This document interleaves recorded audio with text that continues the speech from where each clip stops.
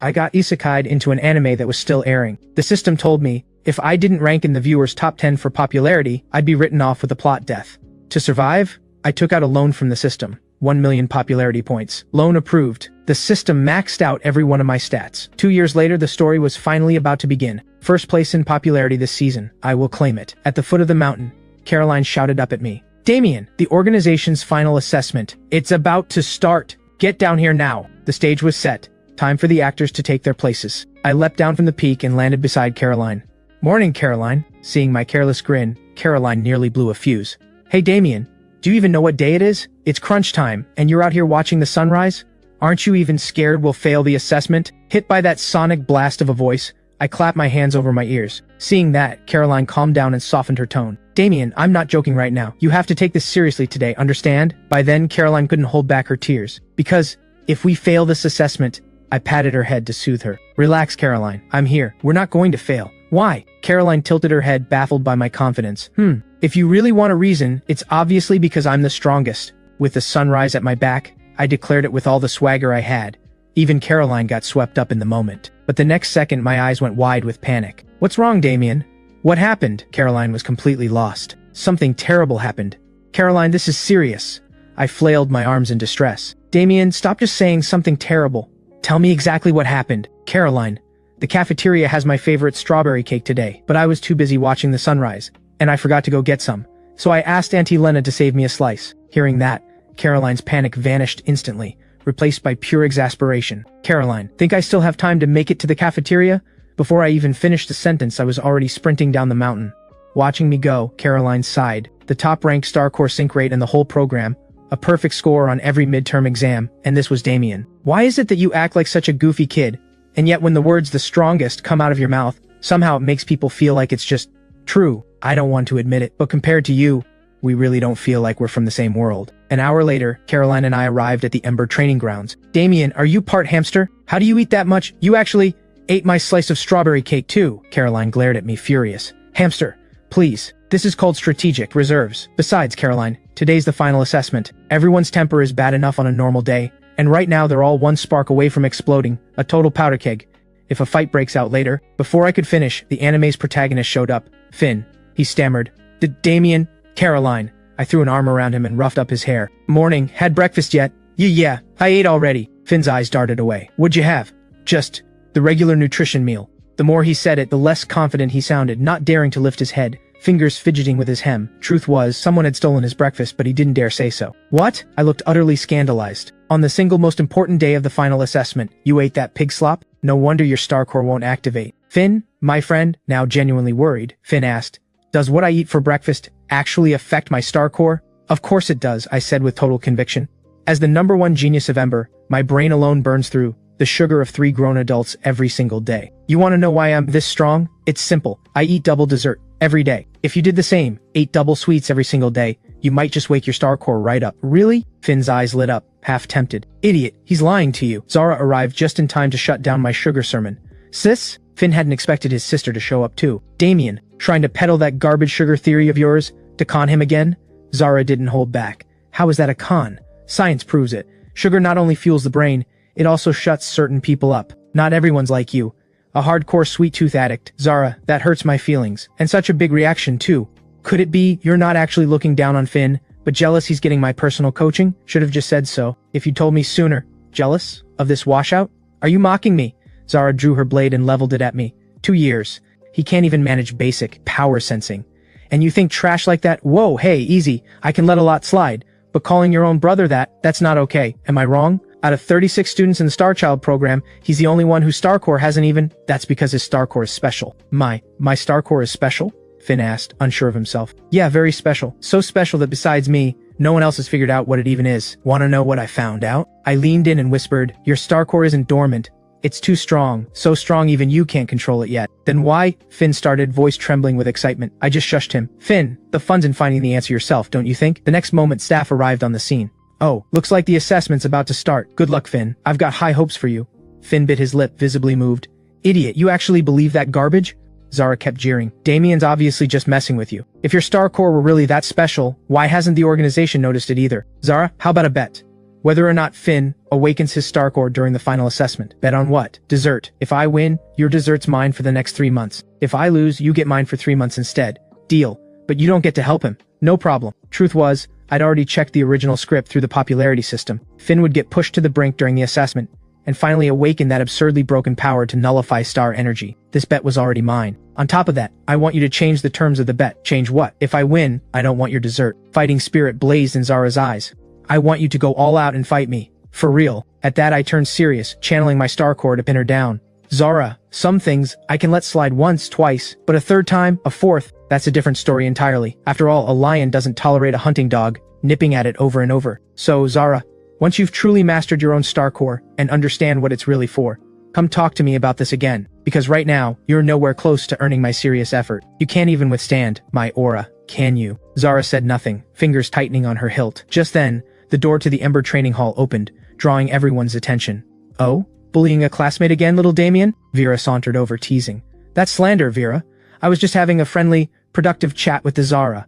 Cut it out, that's not friendly, that's bullying. The assessment's about to start, and you're picking a fight with a classmate? Zara, did you forget the organization's rules? Put that blade away. Zara obeyed, silently turning away. Little Damien, why do you always have to needle the Zara? You two are both the organization's most promising talents. Can't you just get along? Not my fault, Vera. I spread my hands innocently.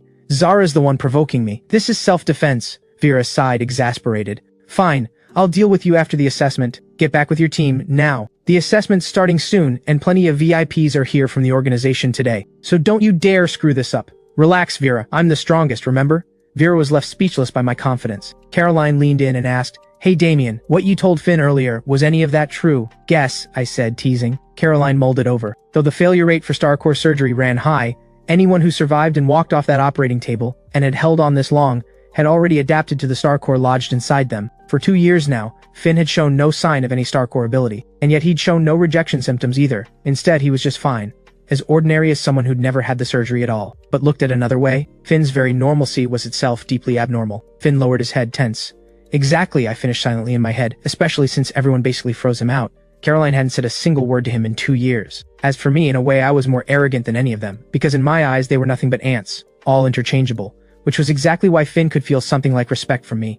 I hadn't lied to him, of course. As the transmigrator, I knew better than anyone just how special Finn, the true protagonist, really was. His star core surgery had gone flawlessly. His compatibility was a perfect 100%, same as Zara's. It was just latent. The reason, his mother, a humanoid star beast, that made Finn and Zara born bond stars, Finn's bloodline leaning human, Zara's leaning beast. Passing as human was in fact Finn's innate ability, a broken, game-breaking power to nullify all star energy. But that same power was suppressing his own star core.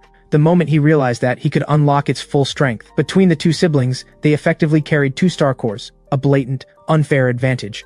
If I hadn't hacked my own stats early, there'd be no way I could hold down Zara, maxed out from birth. As for Finn, though, before the final assessment arc played out, he wouldn't find the key to his own power. The story's original plot had been built around the siblings' conflict, but now that I was here, I wasn't about to let those two steal every spotlight. First place in popularity, that was mine, Damien's, to claim. While we waited for the assessment to begin 100 meters underground, in the very important person chamber, a gathering of powerful elites had assembled. They had one purpose here, assessing the value of the Starchild program. Take a look, everyone. This is the crown jewel of our Starchild program. Starchild Sequence 001.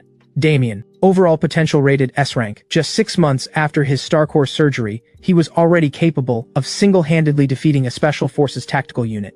Astonishing power. As the doctor spoke, footage of the battle played. Watching that display of raw power, a woman gasped. That's impossible, reaching that level without a star source. Doctor, are you certain this footage isn't doctored? I'd stake my life on it. Neither clip has been touched in post. What's even more astonishing, this battle took place 183 days after Damien's star core surgery. In other words, he wasn't even 11 years old yet. Hearing that, the woman shifted in her seat. The Heaven's Eye Beast. A legendary star core species said to glimpse the future, the doctor said, gesturing at my star core, and Damien's compatibility with it is a perfect 100%. Did you know, before his star core surgery, we ran a star energy scan on this boy. The result, S rank. Wow. That's impossible. S rank, naturally awakened.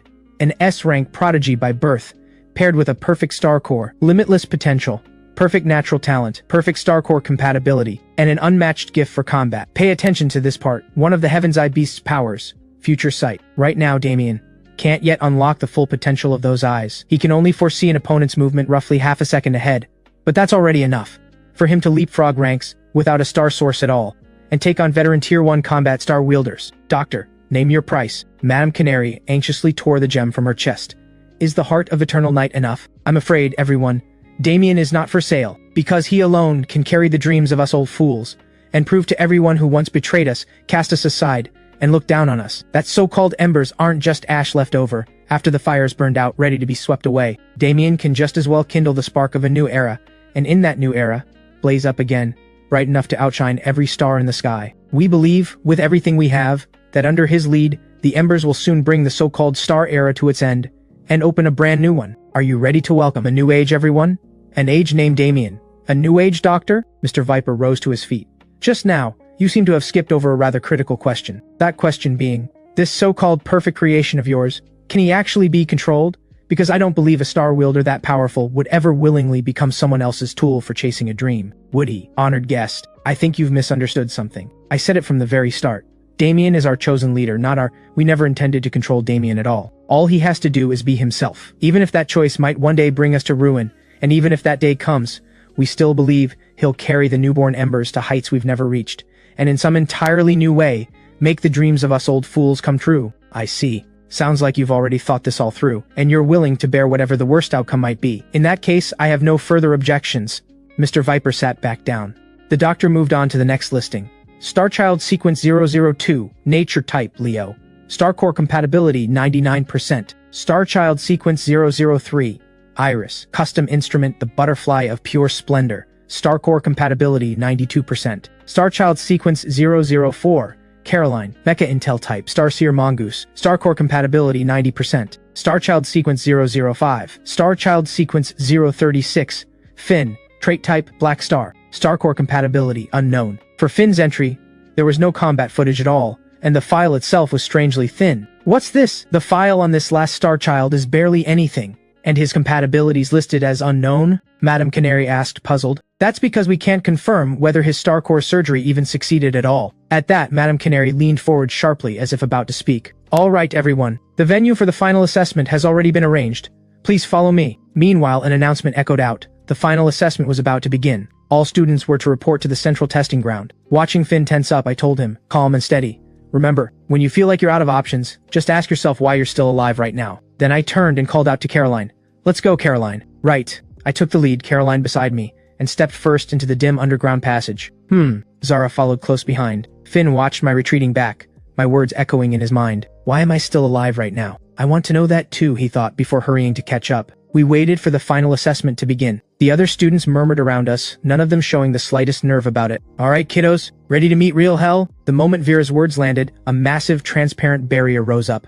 The center of the arena split open, and a colossal beast nearly 20 meters tall stepped out. Oh, you've got to be kidding me. Its power readings pushing close to 3,000.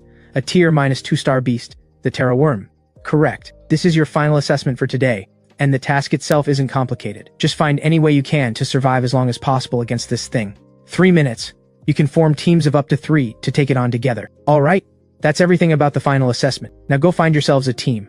With that, Vera walked over to the Terra Worm and patted its head. In front of her, it was as docile as a puppy, but I knew, to the rest of us, it was pure, undiluted terror. Students quickly swarmed toward me. I was, after all, ranked first among them. Finn wanted to come over too, but he hesitated, awkward. Damien, sorry, no can do. This assessment's a tough one, Finn. Even bringing you along, I can't guarantee we'd handle that thing. Besides, there's someone who suits you better as a partner than I do. Isn't there? Finn lowered his head, too afraid to go ask his sister. Instead, it was Zara who walked over on her own, her tongue as sharp as ever. Don't slow me down out there. Okay, sis? Finn couldn't help ducking his head into his collar, as if trying to disappear. Watching the two of them head off together, I turned to needle Zara. Hey, Caroline. You think Zara has some hidden setting we don't know about? Otherwise, why does she clearly care about Finn deep down?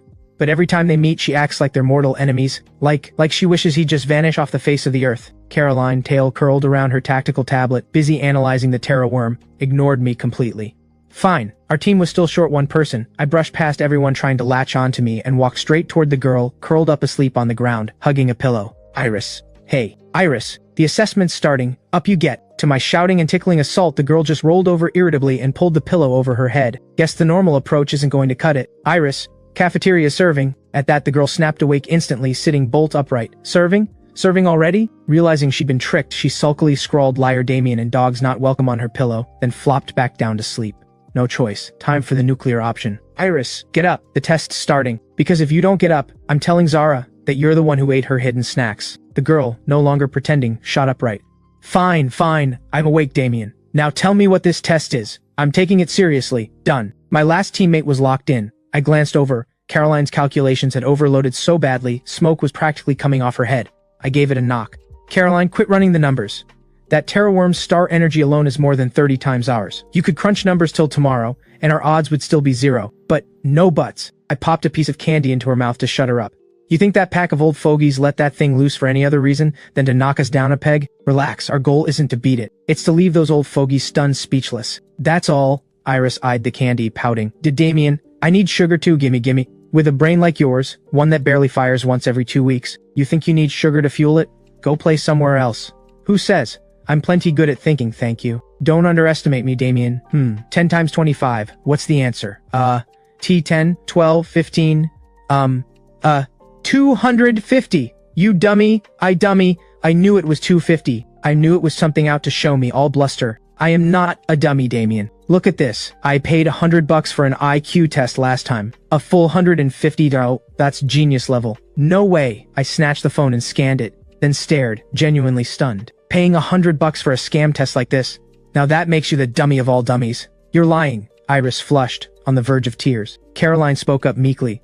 Iris, I actually took a similar test once. Iris instantly brightened. Really? Dummy, don't get your hopes up. Someone as sharp as Caroline either said that just to comfort you, or she did take the test, but never actually paid for it. Damien, stop. Alright, I'll stop. Not saying another word. Iris froze, stunned. It had just been a comforting lie all along. She immediately scrawled onto her pillow's message board. Damien is a liar who only bullies people. I lunged to wipe it off, but Caroline grabbed both my hands. Let go of me. She's slandering me. That's outright slander. Am I really the kind of person who lies for fun? Calm down, Damien. Just calm down. Why are you arguing with a kid? Finn and Zara hadn't gotten far. Watching our chaos unfold, Finn asked, Sis, you think Damien's team can pass the final assessment? Damien ranked first. Iris ranked third. Plus Caroline ranked fourth. Just going by raw stats, they're already the strongest team among all 12 out there. If even they can't clear the final assessment, I honestly can't think of anyone who could. Anyway, forget them. Worry about yourself instead. Because if you drag me down out there, I will not let it slide. Got it. Meanwhile, behind the one-way glass of the very important person room above, the elites were watching us as well. However you look at it, Damien's team is clearly the strongest. And yet even so, I still don't see them having even a sliver of a chance. After all, a Tier 2 Terraworm is a notoriously vicious beast, top tier even among its own rank. If even Damien's team struggles to last 3 minutes against it, then forget about the other teams that don't even come close. Doctor, are you sure this final assessment setup isn't a mistake? No, if anything, I think this Tier 2 Terraworm is exactly right. Just watch closely, everyone. That boy Damien, he's going to give you quite a surprise. Oh, now this is interesting. Mr. Viper leaned in to watch. The final assessment began. We stepped onto the arena. Iris's legs had already gone weak. Eyes brimming with tears, she tugged at my sleeve. Damien, my legs are shaking. Hold me up, please. Coward, that thing's not actually going to— It won't go for a killing blow. That's not so certain. Vera cut in, sliding up beside us. Today's assessment isn't like the ones before, little Damien. If you approach it with the same reckless attitude as always, toward this one, you might come out fine. But Caroline and Iris, that's another story. The doctor personally told me himself, the VIPs are watching your performance very closely right now, and told my Terraworm not to hold back at all. As for the doctor's temperament, I don't think I need to spell it out. You know how stubborn that old man is, stubborn as a mule, and twice as insufferable. At the mention of the doctor, my expression soured. Once he's made up his mind about something, no matter what anyone says, he'll see it through to the end. But Vera, I recall a normal Terraworm's back ridge scales are usually a dull yellow-gray, right? But look at the metallic sheen on this one's back. I can see it from 100 meters away. This is no ordinary Terraworm. Looks like it's on the verge of a breakthrough. Oh, who could say? The star beast you personally trained? And you're telling me you don't know? You're lying to a kid, seriously. Iris's legs were trembling so hard she could barely stand. Damien, I just remembered I have somewhere to be. Gotta run. I grabbed her by the collar. Going somewhere? Damien, just let me go down first, please. Nice try. You're already here. Let's go. I leapt down with Iris in tow, her wailing no the whole way. Caroline caught up from the entrance right after. Everyone ready? Vera called down, official now. I clamped a hand on Iris, who was frantically shaking her head, and nodded on her behalf. Alright. Final assessment, begin. The moment the beast was released, it opened with a sonic roar. The gale it kicked up whipped our hair wild, nearly knocking us off our feet. It charged straight at us, then planted itself behind Caroline, coiled and ready to strike. "Scatter!" Caroline shouted urgently. I bolted for cover. Iris steered her pillow, speeding away from the beast. In the observation room, Iris's razor-precise power control left the VIPs somewhat taken aback. Impressive. I did wonder earlier, with a personality flaw as glaring as hers, how this girl still managed to rank third among monsters, like these star children. Now I understand. Her talent for power control must be top tier. Srank, probably. This girl called Iris is impressive, sure. But that Starseer mongoose behind her is no less remarkable. Completing a full star energy data analysis in that short a window, at such a young age, to already possess that kind of processing power, another little monster. Allow me a brief aside. The Star Energy Data Link is the Mecha Intel class's specialty. Using themselves as a signal relay, they connect to teammates through Star Energy, sharing real-time battlefield data with the whole team. Pulling that off was no simple feat. It demanded serious processing power because otherwise the sheer flood of battlefield information alone would be enough to overwhelm a Mecha Intel user's mind. Talent like that was nothing short of extraordinary. Their performance was remarkable, no doubt, but it wasn't enough. Reaching my position, I braced head-on for the beast charge and triggered my skill. Heaven's Eye Future Sight. It was one of my base abilities, reading a target's energy flow, predicting their next move before it came. At its core, it was outcome projection. Fully predicting a tier -2 star beast's every move wasn't realistic, but I only needed one precious opening. That was enough. A flood of information poured into my mind. For a moment my brain nearly buckled under the weight, sweat pouring down. Projection running. After a rapid calculation, I had it. The Terra Worm's attack trajectory and move, half a second out. Before its massive claw could land, I made it out in time. A flash step dodge. The Terra Worm's eyes flickered with something unreadable, clearly not expecting me to have dodged. It surged forward again, relentless.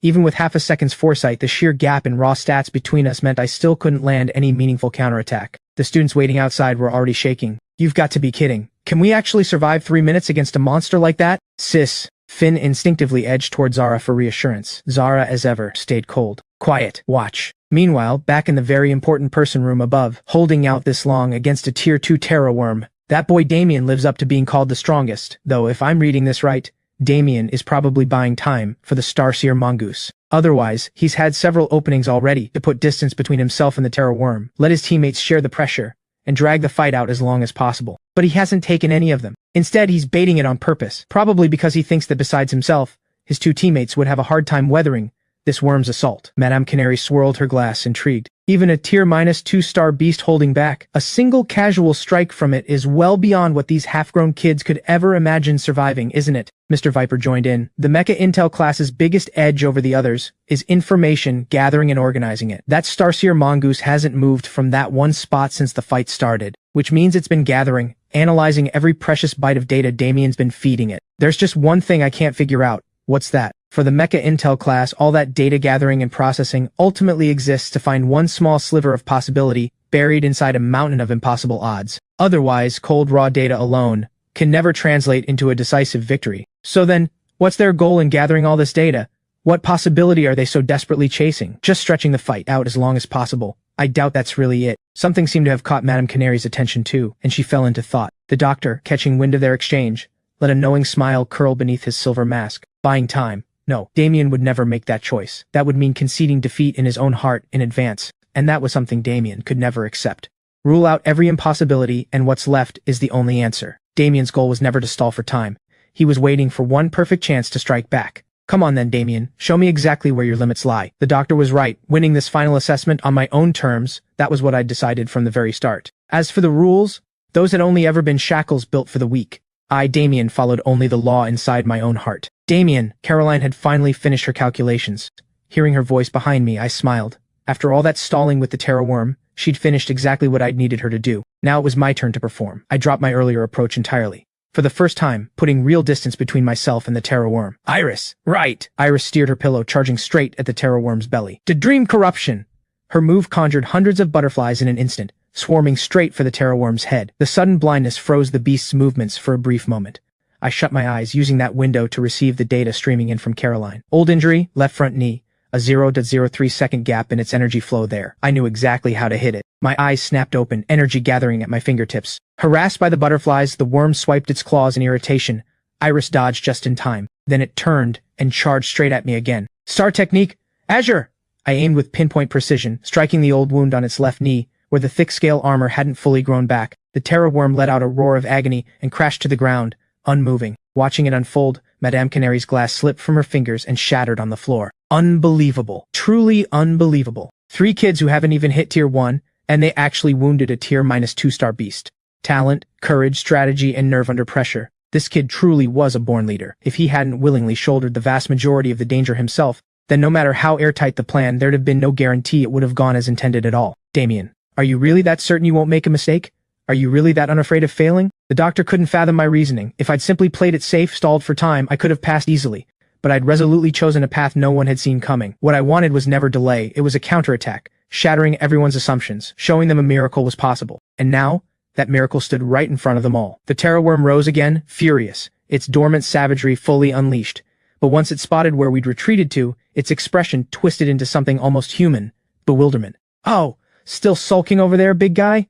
The assessment's already over. Unable to return the damage it had taken, the Terra Worm slammed a fist into the ground, seething. Look at that, he's mad! I pointed at it from outside the ring, addressing everyone.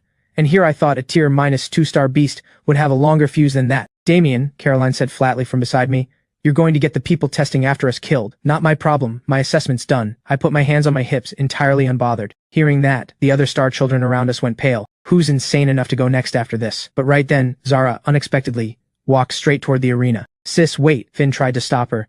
It's still riled up. Sis, just wait a little longer. Zara, impatient, pressed her blade's tip against her brother's throat. Finn, do you know why I've never respected you? It's not just about talent or strength, it's that you've always had a weakling's mindset. The moment trouble comes, you run. This time's no different. Go on and hide, Finn. Zara sheathed her blade, her tone bitter with disappointment. Find a way to hide for the rest of your life then. Your cowardice, your fear. One day, it'll cost you everything you hold dear. The words hit Finn like a blow. You can run. I can't. Because if even I turn and run, where's someone as weak as you supposed to hide? So even knowing the abyss waits just ahead, I still have to walk straight into it, no hesitation. Since there's no one standing in front of me. So get out of my way, coward, don't block my path. With that, she ignored Finn, who stood there hollowed out, and walked straight toward the arena. Hey Zara, I called out, amused. No one standing in front of you? Really? That's a bit much, don't you think? Overlooking me entirely? Remember, you're only ranked 2nd. I'm the one at the top of the start. That's simple, really. I'm the weakest one here. But precisely because I'm the weakest, no one bothers paying attention to me. And precisely because I'm the weakest, no one goes out of their way to target me either. The strong live by the rules of the strong. And naturally, the weak have their own rules too. Since I was never going to be strong, why not try the weak one's way to carve out my own path to survive? Finn rose to his feet, gun in hand. In that moment, his void mark awakened. It was a strange power, one that could dissolve any star energy directed at him. Another power still lay dormant inside him, one that hadn't yet acknowledged him, unusable for now. But for him, this was already enough. He'd found his way through the assessment. He wanted to prove to everyone here that even the most insignificant weakling still had the right to survive. Watching Finn finally stop dragging his feet, I let a smile curl at my lips. Ah, there it goes at last. Caroline's brain short-circuited. What goes? The weakest link, vanishing, of course. I turned and walked off. After all, if the weak want to survive in this cruel world, they have to make good use of the strong's contempt, don't you think? Damien, the assessment's not over yet. Where are you going? Where else? The cafeteria, sugar refill. Isn't this a little too against the rules? Rules are for the weak to follow. Damien, I am the rule. Caroline stared at the arena, brow twisting into a knot. On the arena floor, Zara and Finn were pinned down under the Terra Worm's star energy field. Zara refused to accept it. Damien could land a hit on this thing. I'm not that far behind him. Just once. Just as the worm looked down with disdain on the ants beneath it, a shadow no one had noticed stirred. It slipped out from an unremarkable gap in the arena floor. Finn quietly closed his hand around the demon blade. Blood flame. At first, his hand shook violently. The blade's presence pushed back against him, sneering at every ounce of his past cowardice, but he held it steady anyway. I only get one shot. Just one. Holding his breath, Finn edged silently around behind the Terra Worm. Before long, he'd reached the perfect striking position. This time, he'd turned possibility into certainty. Meanwhile, I'd already made it to the cafeteria, digging into a delicious strawberry cake with chocolate milk. A last stand from the weakest of them all. Now that's interesting. Timing's about right. If I head back now, I should catch the best part. Finn, trying to survive right under the noses of the strong. That's never an easy thing to pull off. Especially when the other side has already read you completely. Back in the arena, Finn swung the demon blade into the attack. The blade landed with precision, straight into the old wound on the Terra Worm's left knee. Blood gushed instantly, and the worm lashed out, its claw slamming straight into Finn's face. Finn was sent flying, the demon blade clattering to the ground. The worm lowered its head, disbelieving, staring in shock at the gruesome blood-soaked gash on its own knee. And the Terra Worm's star energy field, rattled by that sudden strike, flickered with a faint crack. Finn seized the opening. He scooped the demon blade back up off the ground, using the fact that the worm's focus was still locked entirely on him, the gap it left him, to lunge in close. The instant the worm's right claw rose, Rin triggered her skill right on cue. Shadowbind, Dark Thorn. Chains coiled around the Terra Worm's claw, still mid-rise, freezing it in place for one crucial beat. Without hesitation, Zara took the blade and struck the knee wound once more, this time wreathing it in flame. Struck again and again, the terror worm finally lost all control. It backhanded Zara straight into the barrier. Unable to dodge in time, she was slammed against it by the beast's tail, her whole body crackling with the sound of shattering bone. See that? Anything Damien can do, Zara can do just the same. But unlike Zara's triumph, the terror worm had lost itself entirely to rage. A proud tier -2-star beast, wounded again and again by a handful of scrawny kids, it charged, sworn to deliver Zara a killing blow. Enough! Vera flashed in beside Zara instantly. In front of a tier -2-star wielder, the berserk beast snapped straight back to its senses. Terror filled its eyes and it could do nothing but crouch, trembling, head bowed to the ground. Once things had settled, Vera opened her comm. Notify the medical team. Get 2 S-rank recovery pods ready immediately. Medics rushed onto the field, reaching Zara and Finn, moving as fast as they could to administer emergency treatment. Rin, drained past her limits, had only slipped into a temporary blackout. Medics lifted Zara onto a gurney at once and rushed her off for treatment. Fighting through the pain, Zara forced her eyes open. See that, Damien? I'm not beneath you. This isn't over between us. After the assessment ended, I headed back to my room. Right in front of me, in empty air, lines of text only I could see appeared. Notice Starchild Chronicles Embers is now airing in the real world. Cross-dimensional viewing has been unlocked. Live comments and real-time popularity rankings are now visible. Time to see the results then. 8 p.m. On a streaming site in the real world, the show officially went live. As a character in this very show, I sat glued to the numbers ticking away on the back end. In an age where looks ruled everything, I knew exactly how much a first impression mattered. The episode opened with the protagonist, Finn, curled up in his dorm counting star coins. Then, at the cafeteria, his nutrition meal got snatched by a bully, and all he did was apologize. Exactly as expected, the chat exploded instantly. The audience's fury was right on schedule. People could forgive weakness. What they couldn't forgive was accepting mediocrity in your own heart. A handful defended him, but the argument only grew louder. Still, that kind of controversy worked in my favor. After all, I was the fully maxed stat monster about to walk on. As the story moved forward, the world itself began to unfold. This was a world built entirely around star sources, the origin of every extraordinary power in it. 95 years ago, a strange meteor shower scattered countless star source fragments across the sky. Those who gained power from the fragments came to be known as star wielders. Animals and plants that gained power became star beasts and star flora. The audience's enthusiasm ticked back up slightly, but their disdain for Finn hadn't gone anywhere. The comments softened a little. Now this is interesting. So it's a superpower-type world. I came here to unwind, not to torture myself watching this. I came for the thrill. Average looks, a spineless personality. What's even worth watching about a lead like that? Then it was my turn. I timed it perfectly, stepping into the entrance with Caroline at my side. Damien, Caroline, hey, Finn, that morning scene replayed right there on screen. The chat lit up over my looks instantly. Whoa, is that face even real? Sign me up, cat girl. My popularity points shot up like crazy. 2 years of careful planning hadn't gone to waste. Every line, every flicker of expression, all of it, building to this exact moment. Lord Damien, I'll be your dog. Reading a comment that unhinged, I nearly choked on my drink. As the first episode wound down, another one of my carefully planned popularity beats, Zara, made her entrance. Schlurp, lick, lick, lick. Whoever's above me, dial it down. Please. Watching the comments flood the screen. The moment Zara appeared, I knew it. Zara was going to be my biggest rival on the road to the top of the popularity charts. The story flowed straight into the next act. Once my conflict with Zara boiled over, my aura completely drowned hers out. The pacing shot into overdrive. The chat was going wild. The budget's on fire. Holy hell, that pressure. My legs went weak through the screen. Damien's obviously the strongest one here. Just as I thought I had my popularity locked in, the screen suddenly cut to a memory even I hadn't seen coming. The flashback showed a silver-haired boy, sitting alone atop the corpse of a 3-headed wolf. A bloodied paring knife lay stuck in the ground beside him. His left arm hung limp, clearly broken. Using only his right hand, he clumsily unwrapped a grimy piece of candy. Just as he was halfway through, a figure approached. You did all this, alone? The woman asked, stunned. Yeah. The boy confirmed it flatly, still focused on getting the candy into his mouth. And after getting my confirmation, Vera fell silent for a long moment. A beat later, she made an offer to the child I'd been. Hey kid, how about it? Want to join our organization? My answer had been careless. Sure, whatever. Back then it felt like it didn't matter where I went. It was only in that moment, biting into the candy, that I felt anything like a real kid. You really love candy? Yeah. Why's that?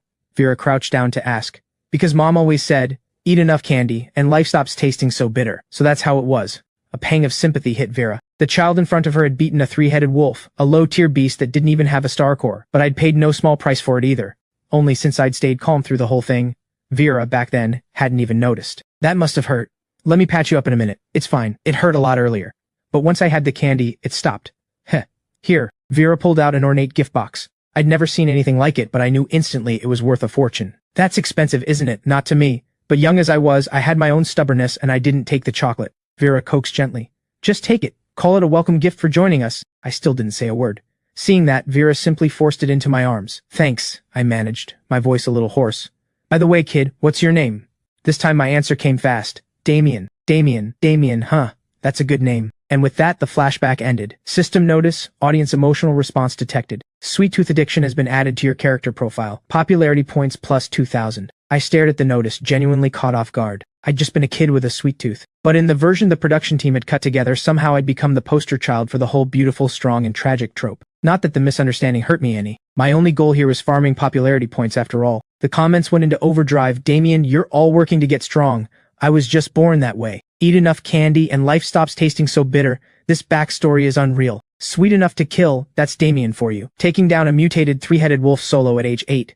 That record cemented my born powerhouse image in the audience's minds. It also made my dominance over Zara in the story feel completely earned. By comparison, Finn's cowardice, the supposed protagonist, only looked more painfully awkward. The audience's mockery was practically unanimous, until the screen dropped a hint about his star core. The audience caught the scent of a hidden cheat code instantly. It didn't change how much they despised Finn though. Something's off. Very off. Called it. How's a sour-faced loser like that supposed to be the lead? So he's gotta cheat, huh? So what if he does? With that personality, even a cheat code can't save a washout like him. Amid the audience's chatter, Starchild Chronicles Embers wrapped up its second episode, landing on the bet between Damien and Zara, and Instructor Vera's appearance. My plan to dominate the popularity charts had kicked off with a picture-perfect start. System report name, Damien. Current popularity points 12,000. Current popularity ranking number 1. Holding first place. I didn't have to worry about a plot death anytime soon. On top of that, if I could stay ranked first by the time the season finished airing, I'd not only get a huge boost in screen time next season, but also earn a character promotion worth 1,000,000 popularity points,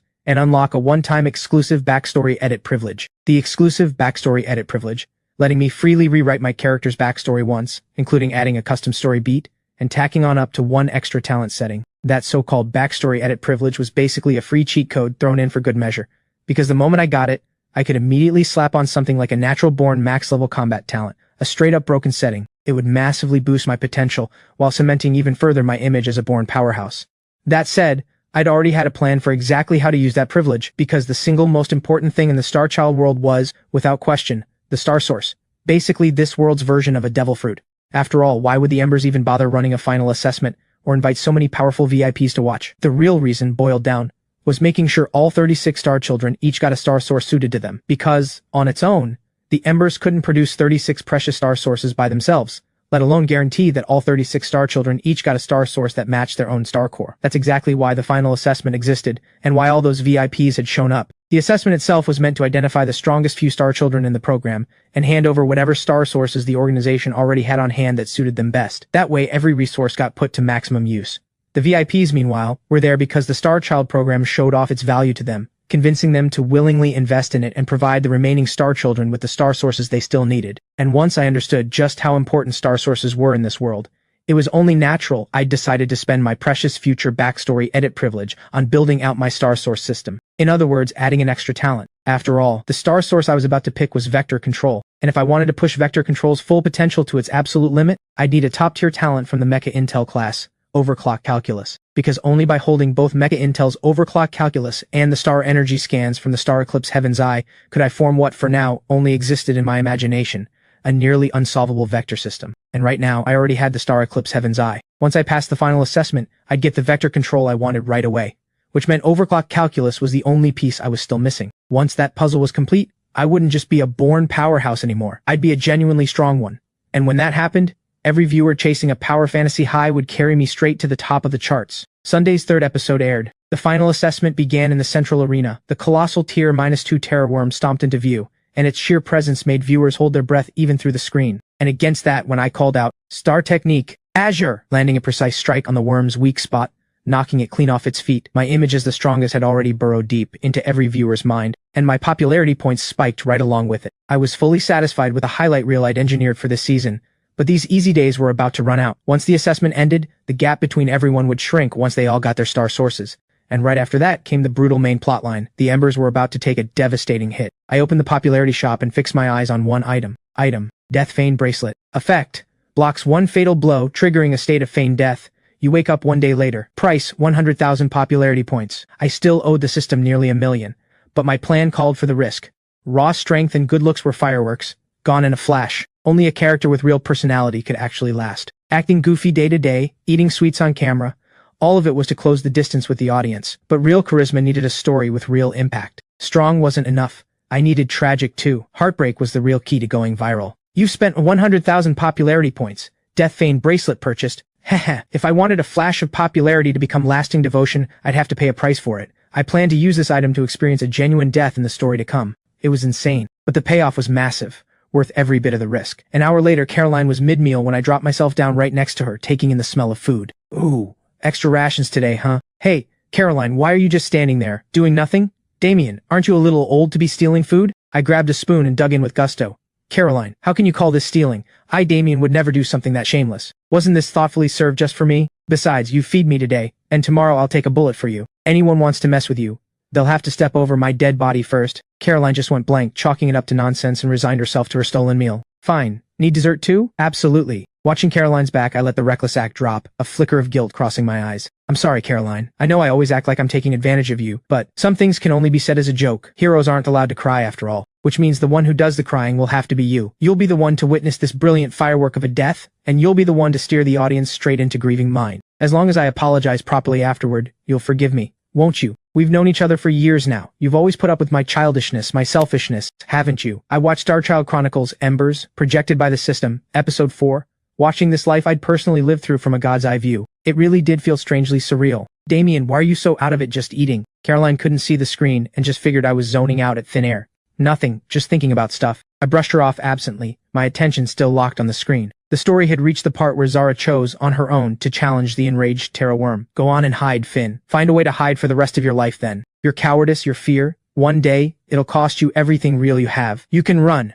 I can't. Because if even I turn and run, where's someone as weak as you supposed to hide? So even knowing the abyss waits just ahead, I still have to walk straight into it, no hesitation, since there's no one standing in front of me. So get out of my way. Coward. Don't block my path. Line delivered. Cool as ever, Zara walked toward the arena. The chat was instantly won over. I misjudged her. The sharp tongue's just armor. Sis, I'm all in. Staring at the comments packed wall to wall, the food in my mouth suddenly lost all its flavor. I'd figured sure that once this scene aired, Zara's popularity would spike explosively, but seeing it now, I'd clearly underestimated just how devastating this scene would be on the audience.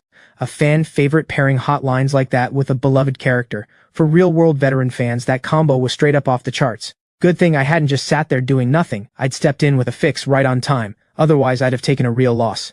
The camera cut to the candy pinched between Zara's fingers. Zara was quietly thinking, I'll make sure everyone knows this crown, when my voice suddenly cut in. Hey, Zara, no one standing in front of you. Really, that's a bit much, don't you think? Overlooking me entirely?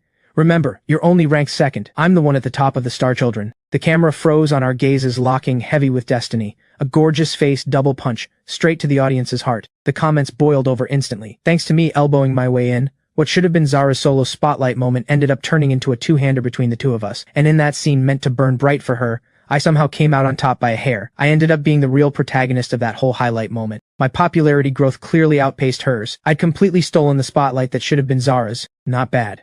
Exactly what I needed. I'd have to keep this up. Zara's team's assessment kicked off next, while Finn just watched, cowering off to the side. The chat had had enough. Why is a washout like that the lead? Worst protagonist ever. Refund, please. Until in Finn's mind he remembered the very first thing I told him. Remember, when you feel like you're out of options, just ask yourself why you're still alive right now. After genuinely thinking through what it meant for the weak to survive, the fear in Finn's eyes hardened into resolve. Star energy surged through his void mark. The chat started catching on. Wait, Damien's clearly in on this too. Finn, the fake protagonist. Damien, the real one. Might as well rename this show The Damien Chronicles. Amid the chat's back and forth, someone flagged just how unusual Finn really was. Oh, everyone else only gets 1 star core, and this guy's got 2? No wonder he's the lead. 4 episodes in, and the protagonist finally starting to look like one. Oh, there it goes at last. What goes? Caroline once again had no idea what I meant. The weakest link, vanishing of course. After all, if the weak want to survive in this cruel world, they have to make good use of the strong's contempt, don't you think? The chat finally realized I'd been setting this up since episode 1. That's actually terrifying. Somebody check if Damien's a transmigrator. The fake protagonist claws his way to an awakening. The real protagonist watches, effortlessly elegant. The reason the audience reacted so strongly was that I seemed to exist on a completely different plane from Finn and the rest of the Star Children. I looked down on everyone around me with something close to a god's eye view. And that kind of strength, in mindset, in strategy, sent chills down the audience's spine instantly. That detached, above-it-all mindset, stacked on top of everything I'd already set up, instantly convinced everyone, without question, that I was the strongest one in the whole Starchild Chronicles, Embers. A show wasn't like real life after all. Viewers couldn't predict where real life was headed, but they could absolutely predict where a show was headed, and even pick up however vaguely on what the creators were trying to say.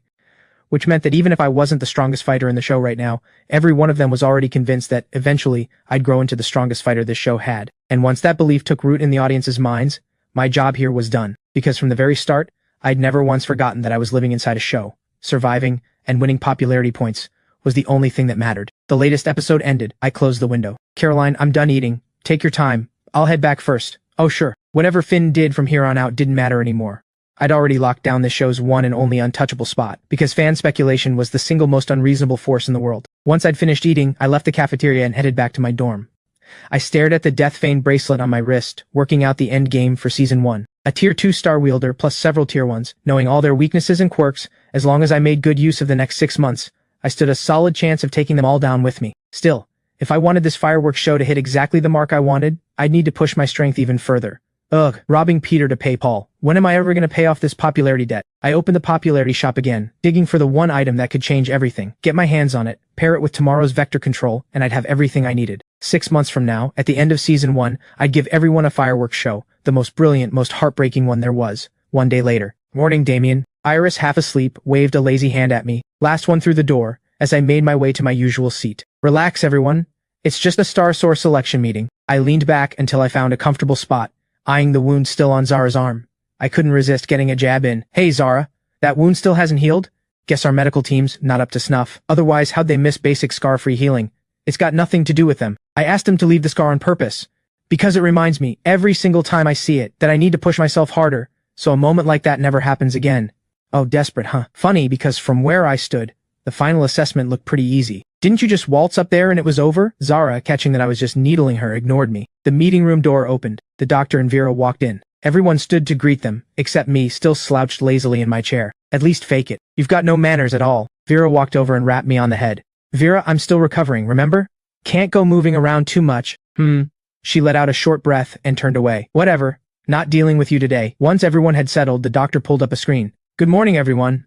I imagine you already know what these stars represent. That's right, these are the legendary star sources. 95 years ago, a strange meteor shower changed the world, and that shower was the origin of every one of these starborn powers. For a long time after, people met this strange power with equal parts curiosity and dread. And after all these years of research, we've more or less worked out some of how star sources actually function. The origin of a star, a planet's most fundamental, most core cosmic force. We still don't know what actually caused that meteor shower 95 years ago, but we do know that its arrival opened up an entirely new era. That said, just as star sources open one new era, I believe all of you will open up a brand new one. An age called the Starchild era.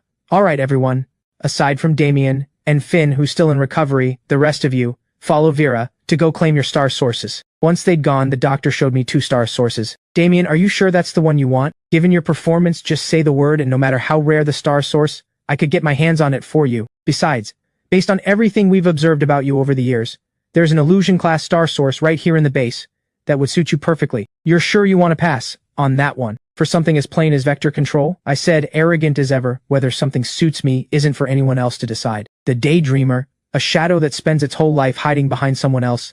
That's not my style, doctor. Damien. Either I don't do it at all, or I do it as the strongest. So doctor, I think vector control suits me just fine. I pulled the vector control star source and let it fuse completely into my body. As for the daydreamer, I'd leave that one for Finn. 3 days later, Finn woke up from his recovery pod, tubes still threaded all over his body. Doctor, he's awake, 3 days unconscious, and Finn's body hadn't taken any lasting internal damage. The medical team was floored. Half a day later, Finn shuffled over to the training grounds in his hospital gown. Hey, you healed up that fast? Iris asked, half asleep. Yeah, just woke up this morning. If you only just woke up, why didn't you stay in the recovery room and sleep some more? You know, I've tried plenty of times to ask the medical team for sick leave, but those annoying jerks not only kept turning me down, they said I was faking it. Then they even threatened me, said if I bothered them again, they'd tell Instructor Vera about my little sick leave scheme. Iris's eyes welled up, aggrieved just recounting it. Now even when I'm actually sick, I'm too scared to go. So with a golden opportunity to slack off just sitting right there, why aren't you making the most of it? You're so weird. Finn scratched his head, awkward, not sure how to respond. By then, Iris's eyes had drifted half shut, a thread of drool at the corner of her mouth, clearly sleep-talking. That's Iris's star source, Zara said, walking over to explain. Waking dream, base effect, lets her stay in deep sleep, even while technically conscious. Training method, sleep more, dream more. Perfect for this lazy little sleepyhead. Hate to say it, but this star source basically boosted her slacking off skills. Zara threw up her hands, exasperated. Nobody outside can ever tell whether she's actually slacking off or genuinely training. Finn's head dropped instinctively. Old habits of self-effacement dying hard. Have some confidence, Finn. The you standing here now isn't that same kid anymore, the washout everyone looked down on. Because if it hadn't been for you back then, Rin and I never could have landed a hit on that thing. Finn stayed quiet. He had in that one moment found the courage, but the chains of a lifetime weren't so easy to break. Zara sighed, giving up, and turned to Iris instead. Iris, give me another piece of dream candy. No, Iris huffed. You still owe me from yesterday's dessert bet. And now you want more from me? Not happening. Zara flashed a mischievous grin, hoisted Iris up and gave her a good shake. A shower of candy tumbled out almost immediately. Ah! Iris shrieked. That's just one. Well, plus a few from the last couple days. I'll pay you back with the org's after-meal dessert later. Liar. Didn't you already lose your dessert to Damien? What are you even going to pay me with? Iris, just use mine. At that, Iris wrestled with herself for a moment, then decided, 1 month. Iris, don't push it. It's a few pieces of dream candy, that's it. And you want a whole month of my brother's dessert for that? You think that's a fair trade? 1 week tops. Otherwise I'll just find my own way to pay you back. Fine. Alright, 1 week it is. But I'm telling you now, no more shaking me down for dream candy after this. Deal. Suddenly the room shuddered faintly, a few pebbles shaking loose. Sis, what was that just now? Someone's not attacking the base right now, are they? Finn asked, alarmed. It's nothing. Probably just Damien messing around with his new star source again. Totally normal. So this shaking's happened more than once or twice then? Is Damien's star source really that strong? Otherwise, how would it cause a ruckus like that? Zara closed her eyes briefly, correcting him. Finn, it was never the star source that's strong. It's Damien himself. Because if it weren't Damien, I honestly can't imagine who else could push that star source this far. Huh? That star source? Finn didn't quite follow. Come on, since you want to see it, I'll show you. Damien doesn't care either way, whether people know what his star source actually does, he said, just 3 days ago. Only the weak worry about being targeted at every turn, living carefully, walking on eggshells. A true strong man stands utterly alone above heaven and earth, answering to no one but himself. So even if his star source ability became common knowledge to every single person, he genuinely wouldn't care. Because, his exact words, Damien fears no one's challenge. That really does sound like Damien. Absolute confidence. Doesn't think twice about anyone else. Zara nodded in agreement, though a bitter thought crossed her mind. She too was just one more person he didn't think twice about. After getting her star source, the gap between her and Damien had only grown more hopelessly wide.